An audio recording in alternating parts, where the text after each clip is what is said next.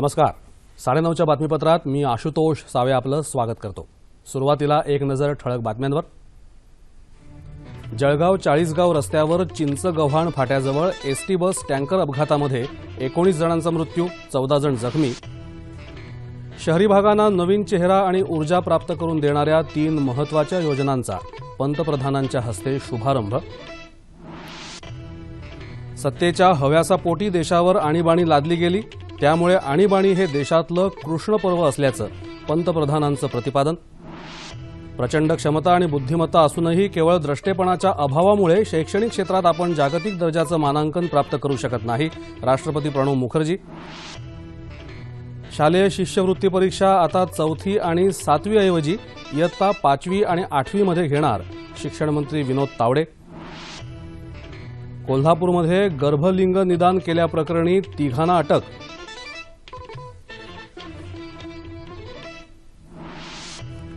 आणि देशभरात मोसमी पाऊस सक्रिय, गुजरातमध्ये पुराचे 70 बळी, श्रीनगर जम्मू राष्ट्रीय महामार्ग अतिवृष्टीमुळे बंद. आणि आता पाहूया सविस्तर वृत्त. जळगाव जिल्ह्यात चाळीसगाव तालुक्यातल्या चिंचगव्हाण फाट्यावर आज एसटी बस आणि टँकर यांच्यात झालेल्या अपघातात 19 जणांचा मृत्यू झाला आहे. जळगाव पोलिसांनी ही माहिती दिली.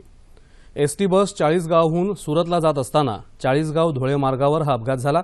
त्यात 14 जण जखमी झाल्याचंही त्यांनी सांगितलं. जखमींवर धुळे आणि चाळीसगावमधल्या रुग्णालयात उपचार सुरू आहेत.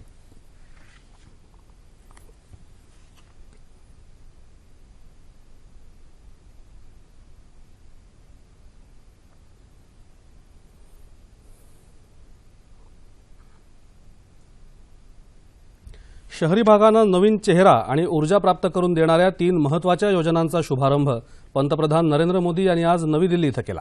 विज्ञान भवनात झालेल्या या कार्यक्रमात स्मार्ट सिटी, अमृत अर्थात अटल शहर परिवर्तन योजना आणि सन 2022 पर्यंत सर्वांसाठी घरकुल अशा या योजना आहेत. देशात नागरीकरण झपाट्यानं होत असलं तरी त्या तुलनेत शहरांचा विकास होत नाही. गावातून शहरामध्ये येणाऱ्या जनतेला अनेक अडचणींना तोंड द्यावं लागतं. याचा विचार करून शहरातील पायाभूत सुविधा आणि सेवा यासाठी स्मार्ट पर्याय देण्याच्या उद्देशानं सुरू करण्यात आलेल्या स्मार्ट सिटी योजनेसाठी 48,000 कोटी रुपये खर्च करण्यात येणार आहेत. तसंच 1 लाखांपेक्षा जास्त लोकसंख्या असलेल्या 500 शहरांमध्ये विस्तृत सोयी सुविधा उपलब्ध करून देण्यात येणार आहेत. स्मार्ट सिटी योजनेअंतर्गत महाराष्ट्रातील 10 शहरांचा विकास करण्यात येणार आहे. सिर्फ मकान देना यानी एक परिवार को जो कि बेघर है वो घर वाला बने इतना नहीं, उसको जीवन जीने की हैसियत देना, उसके मन में जीवन जीने का उमंग भरना. ये शहरी भारत विज्ञान भवन में एकत्र आकर के आधुनिक भारत के निर्माण के लिए वैज्ञानिक तौर तरीके से आगे बढ़ने का संकल्प लेकर के आगे बढ़ेगा. स्मार्ट सिटीमध्ये 24 तास पाणी आणि वीज पुरवठा असेल, तसंच उत्तम शिक्षण आणि मनोरंजनाच्या सुविधा असतील. सन 2022 पर्यंत सर्वांसाठी घरकुल या उद्देशानं समाजातल्या सर्व घटकांसाठी गृहप्रकल्प राबवण्यात येतील. शहरांचा विकास करताना नवीन विमानतळ, मेट्रो, पर्यावरणस्नेही बस सेवा, रेल्वे यांना प्राधान्य देण्यात येणार आहे. तसंच ई प्रशासन आणि हरित पर्यावरण यावर भर देण्यात येणार आहे. आणीबाणी हे देशातलं एक कृष्ण पर्व होतं. केवळ सत्तेच्या हव्यासापायी माजी पंतप्रधान इंदिरा गांधी यांनी आणीबाणी लादली आणि संपूर्ण राष्ट्राचा एक विशाल तुरुंग करून टाकला, अशी टीका पंतप्रधान नरेंद्र मोदी यांनी केली आहे. स्मार्ट सिटी, अटल शहर परिवर्तन योजना आणि 2022 सालापर्यंत सर्वांसाठी घरकुल या योजनांच्या नवी दिल्लीत झालेल्या शुभारंभाच्या वेळी ते बोलत होते. लोकशाहीच्या गळ्याला नख लावणारा हा काळ म्हणजे अंधार पर्व होतं. 25 जून 1975 ते 21 मार्च 1977 ही 2 वर्ष राष्ट्राच्या गौरवशाली इतिहासाला काळीमा फासणारी होती. या काळात सरकारी यंत्रणेनं प्रचंड दडपशाही केली. नागरिकांचे मूलभूत अधिकार पायदळी तुडवले गेले आणि इंदिरा गांधींना विरोध करणाऱ्या तसंच जयप्रकाश नारायण यांच्या संपूर्ण क्रांतीच्या आवाहनाला प्रतिसाद देणाऱ्या लोकांचा आवाज दडपून टाकण्यात आला. अशा प्रकारची दडपशाही पुन्हा होऊ नये यासाठी आपण सगळ्यांनीच फार जागरूक राहायला हवं, असं ते म्हणाले. कि जहां पर हर नागरिक इस लोकतांत्रिक व्यवस्था के बीच फूले फले, प्रगति करे, उसको अवसर मिले, उसको सुविधा मिले, उस दिशा में हम काम करने के लिए संकल्पबद्ध हो रहे हैं।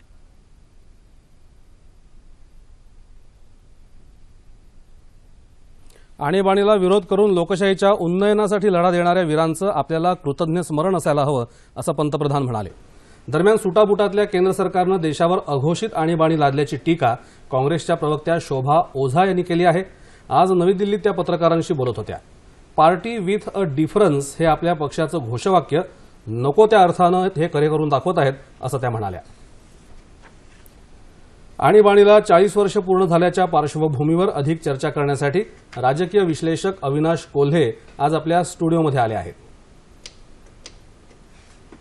अविनाशजी, 9:30च्या बातमीपत्रामध्ये आपलं अगदी मनपूर्वक स्वागत। भारतीय राज्यघटनेच्या नुसार आणीबाणी नेमकी केव्हा जाहीर करता येते आणि इंदिरा गांधींनी 40 वर्षापूर्वी जेव्हा आणीबाणी देशावर लादली तेव्हा तशी परिस्थिती नेमकी होती का?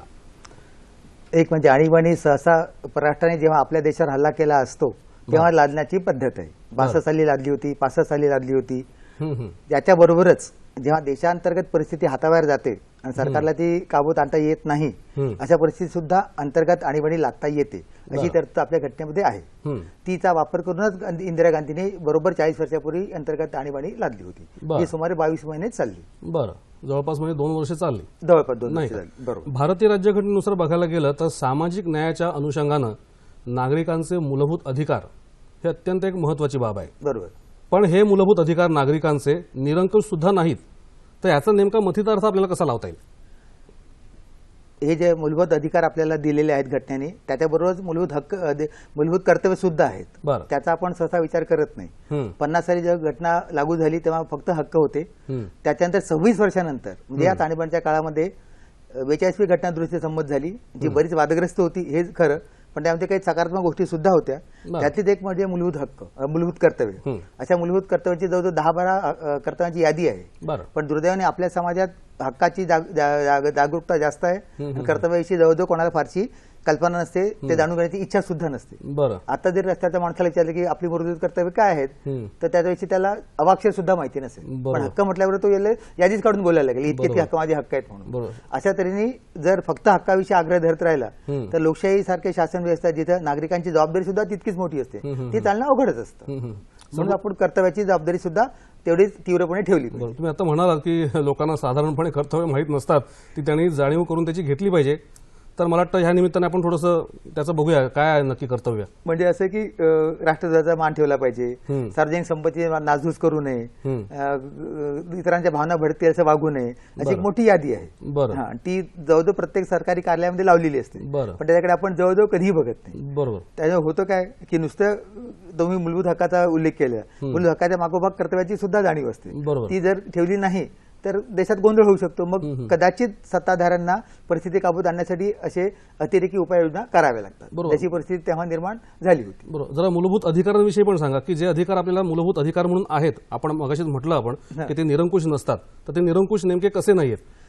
असे निरंकुश आजच्या जगामध्ये काहीही नसतं। परिस्थिती जशी बदलते त्याप्रमाणे त्याच्यात बदल करावे लागतात। बरोबर। तुम्ही समजा उदाहरणार्थ आविष्कार स्वातंत्र्याचा, उच्चार स्वातंत्र्याचा हक्क आहे, म्हणून काही बोलायचा हक्क म्हणजे काही बोलायचं नाही ना। या दोन गोष्टीमध्ये फरक लक्षात घेतला पाहिजे। जर तुम्हाला काही बोलायचं असेल त्याच्या मागे एक जबाबदारीची जाणीव असली पाहिजे, त्याच्या मागे काही तुमच्याकडे पुरावे असले पाहिजे। वाटेल तरी वारेमाप आरोप करणं शक्य होऊ शकत नाही, त्याचे परिणाम भोगावे लागतील तुम्हाला। तर हक्क दिले आहेत याचा अर्थ वाटेल तसे नाही वापरायचे, त्याच्या मागे एक बेसिक रिक्वायरमेंट काय आहे, त्या जबाबदारीची उच्च जाणीव पाहिजे की मी जे बोलतोय त्याच्यामागे मला जबाबदारीने विचार करून बोलले पाहिजे, नाहीतर मग गोंधळ होऊ शकतो। बरं, म्हणजे 40 वर्षापूर्वी ही जी आणीबाणी लादली गेली त्या आणीबाणीमध्ये नागरिकांच्या मूलभूत अधिकारांचा संकोच झाला का? हे झालं, नक्कीच झालं, काही प्रश्नच नाही, त्याच्याविषयी दुमत नाही। पण आणीबाणी लादावी लागली कारण काही परिस्थिती इतक्या झपाट्याने बदलत होती। एकातरपासून जर बघितलं तर मग तो 12 जूनला आले अलाहाबाद उच्च न्यायालयाचा निर्णय, त्यानंतर 10-12 दिवसात देशात अभूतपूर्व गोंधळ सुरू होता। 25 जूनच्या संध्याकाळी, आज 40 वर्षापूर्वीच्या संध्याकाळी दिल्लीला मोठी सभा भरली होती। जयप्रकाश नारायण त्यामध्ये सैन्याला आणि लष्कराला, पोलिसांना सरकारचे हुकूम मानू नका असे आवाहन केलं होतं। आता हे एका प्रकारे अतिशय गंभीर असं आवाहन, सरकारविरुद्ध बंड होतं एक प्रकारे त्याची चिथावणी होती। अशा परिस्थितीत आज जे सरकारवरती टीका करतात ते जर तेव्हा सरकारमध्ये असते आणि असं आव्हान झालं असतं तर त्यांनी काय केलं असतं असा विचार केला तर तेच करावं लागेल कदाचित की जे इंदिरा गांधी तेव्हा केलं होतं. हे आणीबाणीचं समर्थन नाही, पण जी परिस्थिती निर्माण होत होती ती बघता आणखी काही वेगळं त्याच्यामध्ये करता आलं असतं असं नाही.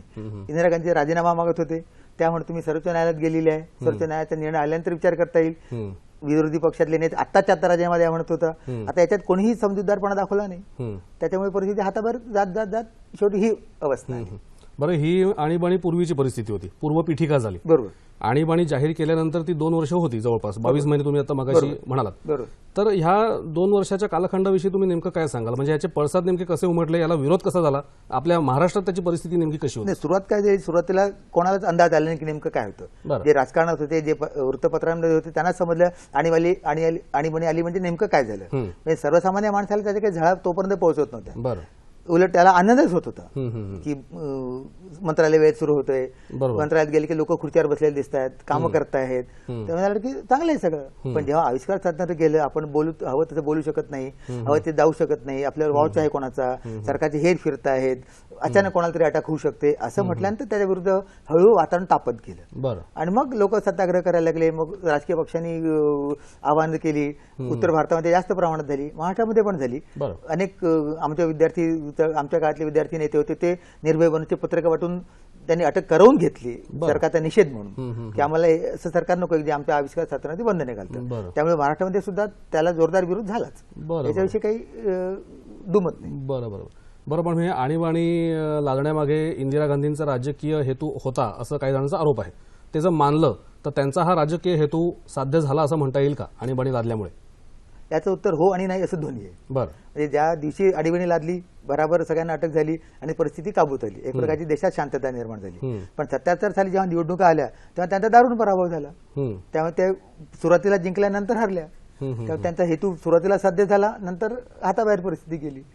दारुण पराभव, स्वतः इंदिरा गांधी हरल्या, त्यांचा पक्ष हरला.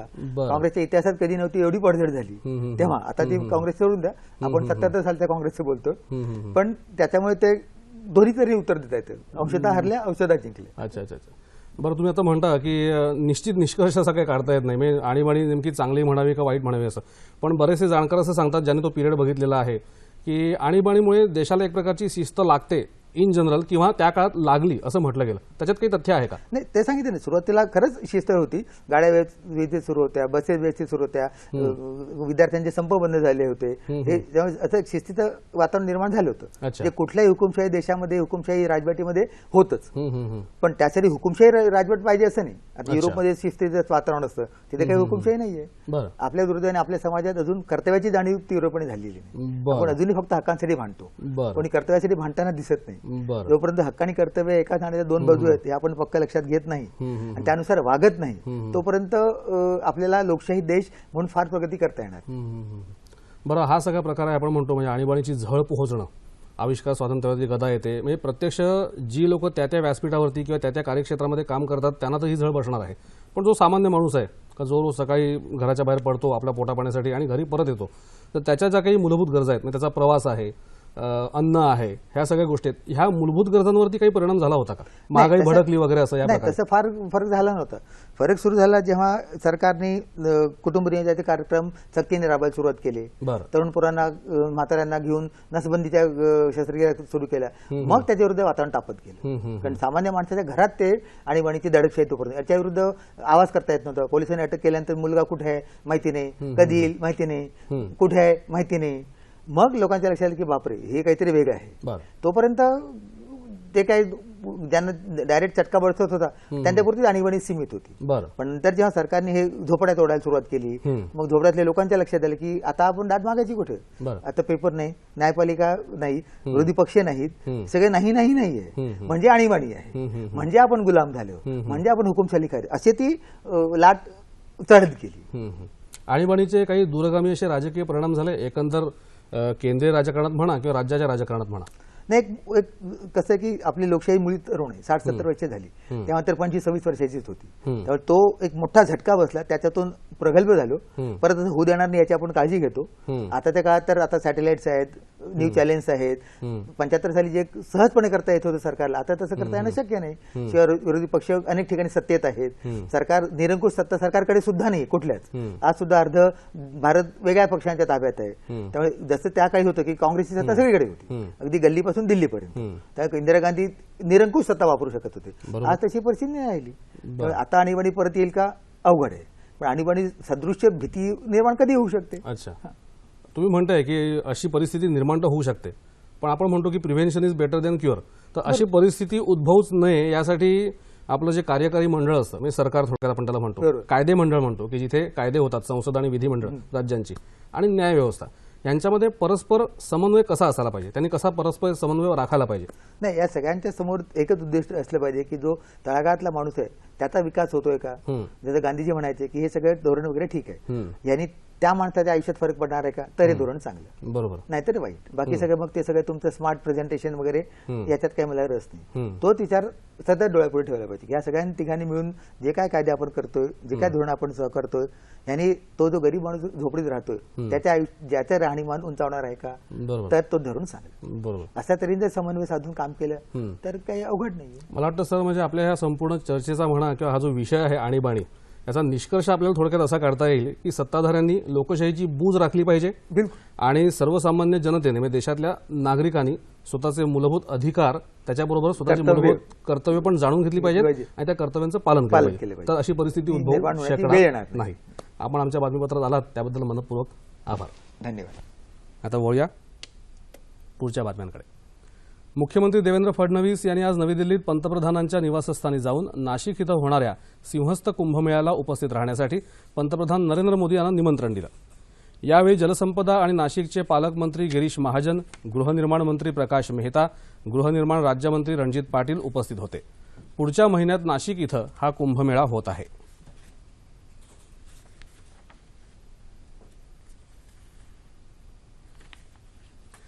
आपल्याकडे बुद्धिमत्ता आणि प्रचंड क्षमता असून केवळ द्रष्टेपणाच्या अभावी शैक्षणिक क्षेत्रात जागतिक दर्जाचं मानांकन आपण प्राप्त करू शकत नाही, अशी खंत राष्ट्रपती प्रणव मुखर्जी यांनी आज पुण्यात व्यक्त केली. भारती विद्यापीठाच्या सुवर्ण महोत्सवी वर्ष समारंभात राष्ट्रपती बोलत होते.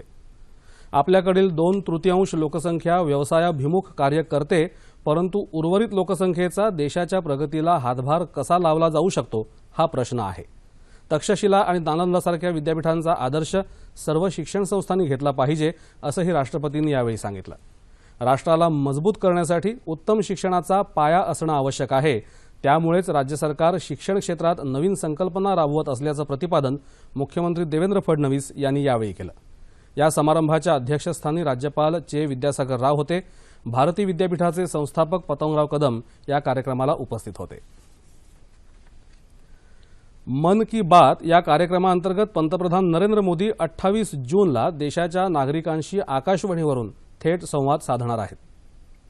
मन की बात या कार्यक्रमाचा हा 9वा भाग असून या कार्यक्रमाद्वारे पंतप्रधान नागरिकांसोबत विचारांची देवाणघेवाण करतात. यासाठी नागरिकांकडून विचार आणि कल्पना सादर करण्याचं आवाहन करण्यात आलं आहे. पंतप्रधानांनी आतापर्यंत विद्यार्थी, शेतकरी, लष्करातले जवान यांच्यासोबत संवाद साधला आहे. मुंबई बॉम्बस्फोटातील आरोपी आणि लष्कर ए तय्यबाचा म्होरक्या झकी उर रहमान लखवी याला भारताच्या ताब्यात देण्याऐवजी पाकिस्ताननं त्याची मुक्तता केली. या प्रकरणी चीननं पाकिस्तानची पाठराखण केली. याबाबत संयुक्त राष्ट्रांकडे भारतानं तीव्र आक्षेप नोंदवला आहे. भारताच्या परराष्ट्र व्यवहार मंत्री सुषमा स्वराज सध्या नेपाळ दौऱ्यावर असून आज काठमांडू इथं होत असलेल्या आंतरराष्ट्रीय परिषदेत त्यांनी लखवी मुक्तता प्रकरणी पाकिस्तान आणि चीन यांच्या भूमिकेला आक्षेप घेतला. दहशतवादाबाबत चीन दुटप्पी भूमिका घेत असल्याची प्रतिक्रिया शिवसेनेनंही आपल्या सामना या मुखपत्रात व्यक्त केली आहे.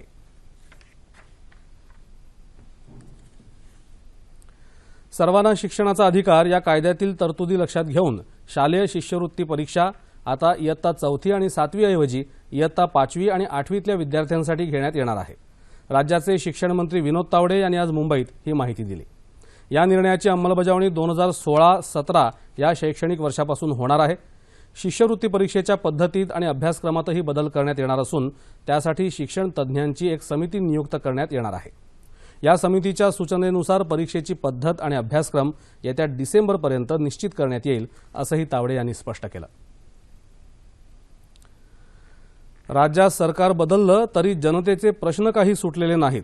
राज्य सरकारच्या धोरणात पारदर्शकता नाही आणि मुख्यमंत्री केवळ विदर्भाकडेच लक्ष देतात अशी टीका महाराष्ट्र नवनिर्माण सेनेचे अध्यक्ष राज ठाकरे यांनी केली आहे. ठाकरे सध्या कोकणच्या दौऱ्यावर आहेत. आज त्यांनी मालवण इथं शासकीय विश्रामगृहात एका पत्रकार परिषदेत आपली मतं व्यक्त केली. केवळ समुद्र विश्व म्हणजे पर्यटन विकास नव्हे असं सांगून ठाकरे म्हणाले की कोकणात अनेक मोठे प्रकल्प आले आणि शासनाची CRZ सारखी धोरणं बदलली तरच पर्यटन विकास होऊ शकेल. माझ्या हाती पूर्ण सत्ता नसल्यानं महाराष्ट्राचं नवनिर्माण करण्यात अडचणी येत असल्याचं त्यांनी सांगितलं. आगामी कुंभमेळ्यानिमित्त नाशिक शहर आणि परिसरात फक्त एसटी गाड्यांना प्रवासी वाहतुकीची मुभा असणार आहे. त्यामुळे कुंभमेळ्यासाठी एसटीनं 2200 जादा गाड्या सोडण्याची तयारी केली असल्याची माहिती राज्याचे परिवहन मंत्री आणि राज्य परिवहन महामंडळाचे अध्यक्ष दिवाकर रावते यांनी आज दिली. मुंबईतल्या दादर बस स्थानकावर निम आराम हिरकणी गाडीचं उद्घाटन आज करण्यात आलं. त्यावेळी ते बोलत होते. या कार्यक्रमाला एसटीचे उपाध्यक्ष आणि व्यवस्थापकीय संचालक संजय खंदारे उपस्थित होते. सध्या 15 निम आराम हिरकणी एसटी गाड्या आल्या आहेत. या वर्षअखेरपर्यंत अशाच आणखी 500 गाड्या एसटीच्या ताफ्यात दाखल होणार असल्याची माहिती रावते यांनी यावेळी दिली. प्रवाशांना आरामदायी आणि सुरक्षित प्रवासाची सेवा देण्याबाबत आपण बांधील आहोत. कोकणात जाणाऱ्या गणेश भक्तांसाठीही दरवर्षीप्रमाणेच मोठ्या संख्येनं एसटी गाड्या सोडण्यात येतील असंही रावते यांनी यावेळी सांगितलं.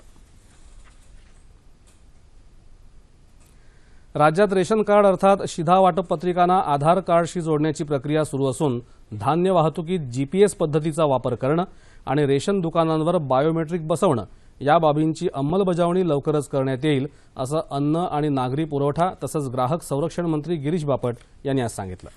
रत्नागिरी दौऱ्यावर आले असता आयोजित बैठकीत ते बोलत होते. संगणकीकरणामुळे रास्त धान्य वितरण प्रक्रियेत होणाऱ्या काळा बाजाराला आळा बसण्याबरोबरच दुबार रेशन कार्डाचा प्रश्न निकाली निघू शकेल. त्यामुळे शासनाकडून देण्यात येणाऱ्या धान्याची आणि पैशांची बचत होऊ शकेल असं बापट यावेळी म्हणाले. बापट यांनी यावेळी अन्न आणि औषध प्रशासन विभागाच्या कामांचा आढावा घेतला. तसंच जिल्ह्यातल्या मोठ्या रुग्णालयात जागा उपलब्ध करून घेऊन त्या ठिकाणी स्वयंसेवी संस्थांच्या सहाय्यानं जेनेरिक औषधं उपलब्ध करून द्यावीत अशा सूचनाही बापट यांनी यावेळी केल्या.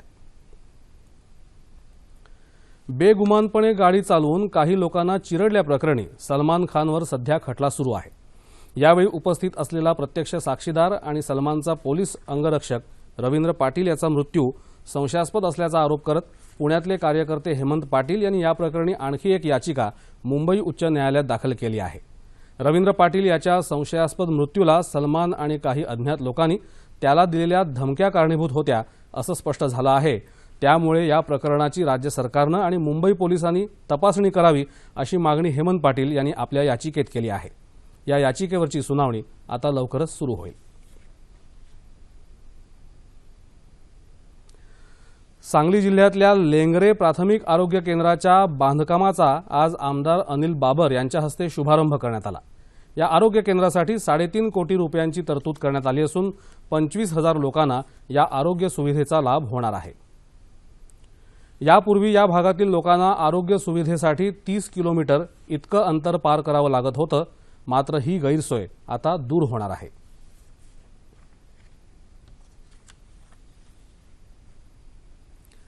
अंध व्यक्तींना फोटोग्राफी करता यावी याकरता साईट सेव्हर या सामाजिक संस्थेतर्फे एका कार्यशाळेचं आज मुंबईत आयोजन करण्यात आलं होतं. फोटोग्राफीचा छंद जोपासून आत्मविश्वास वाढवण्याकरता अंध व्यक्तींना या साईटचा उपयोग होईल असं साईट सेव्हरचे वरिष्ठ व्यवस्थापक अमल गुप्ता यांनी पत्रकारांशी बोलताना सांगितलं. या कार्यशाळेत विद्यार्थ्यांनी काढलेले फोटो या वर्षअखेरीस भरवण्यात येणाऱ्या प्रदर्शनात ठेवण्यात येतील असंही त्यांनी सांगितलं.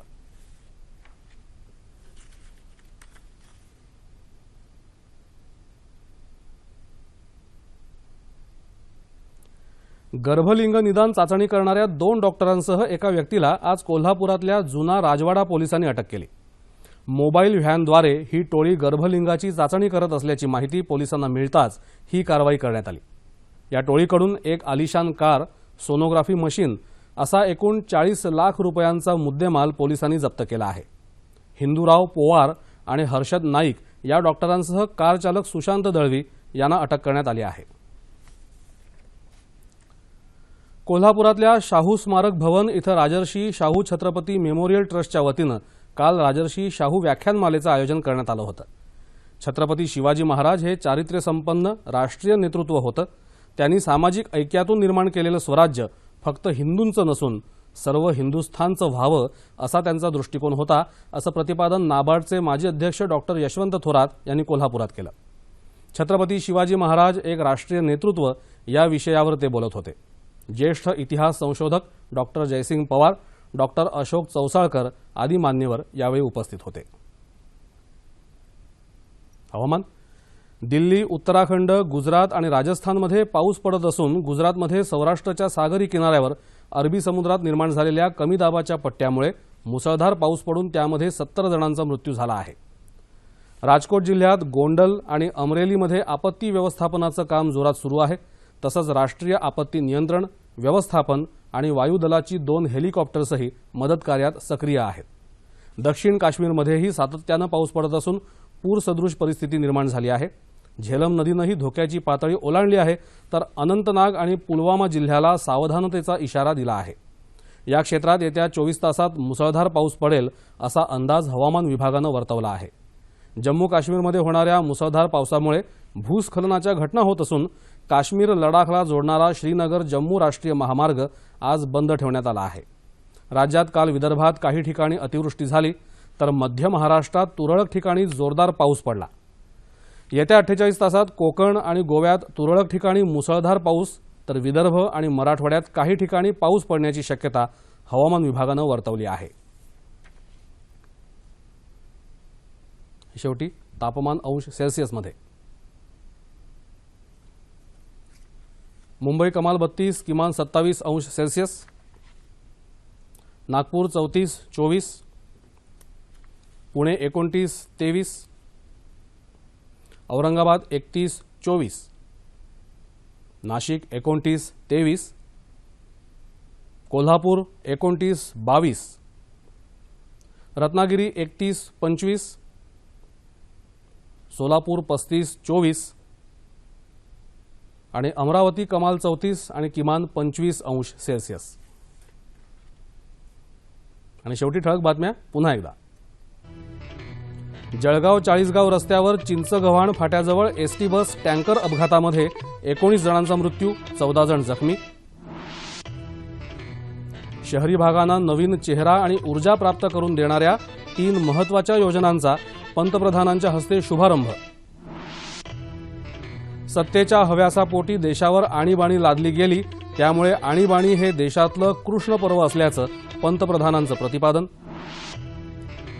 प्रचंड क्षमता आणि बुद्धिमत्ता असूनही केवळ द्रष्टेपणाच्या अभावामुळे शैक्षणिक क्षेत्रात आपण जागतिक दर्जाचं मानांकन प्राप्त करू शकत नाही, राष्ट्रपती प्रणव मुखर्जी. शालेय शिष्यवृत्ती परीक्षा आता 4थी आणि 7वी ऐवजी इयत्ता 5वी आणि 8वी मध्ये घेणार, शिक्षण मंत्री विनोद तावडे. कोल्हापूरमध्ये गर्भलिंग निदान करण्याच्या प्रकरणात 3घांना अटक.